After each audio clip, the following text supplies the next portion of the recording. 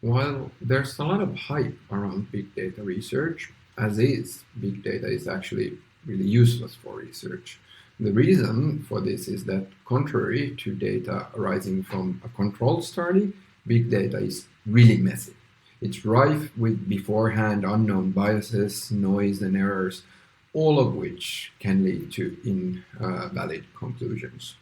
Further, there's often a large gap between what's in the data and what it represents and what we're actually interested in.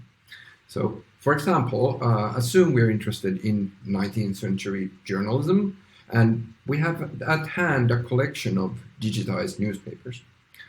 However, we have no idea whether this digitized collection represents what was actually available to readers in the 19th century, because not every newspaper was archived in libraries in the first place, and secondly, not every archived newspaper was scanned. And most probably, this process of selection wasn't by random, but was guided by the whims of the archivists in the library, for example.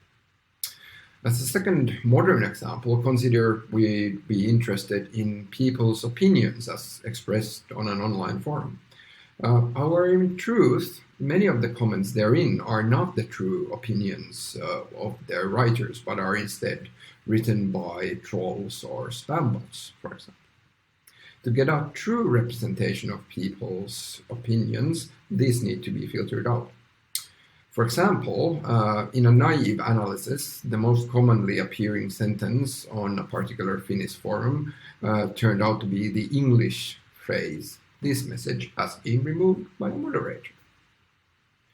Apart from representativeness, data not gathered for research purposes is also often rife with errors. For example, when we were analyzing the development of page sizes of newspapers in the 19th century, we found a curious drop in all page sizes between 1890 and 1920.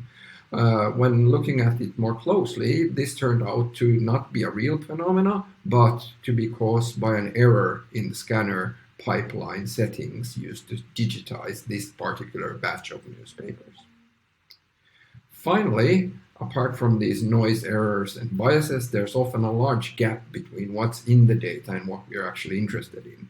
For example, if we're interested in the attitudes of people, but all we have are the comments written on by them on the online forums. To bridge this gap, we need often computational approaches such as sentiment analysis, but such approaches are never then perfect and may themselves cause further bias. For example, automated text transcription algorithms still have problems with Fraktur fonts.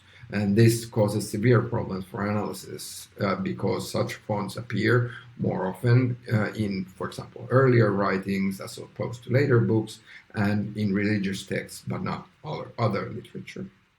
Together, all this means that using big data for research is by no means easy. Instead, a significant amount of work must be done to understand precisely what's in the data to begin with, and to ensure that any computational processing we do to it doesn't add further bias of its own.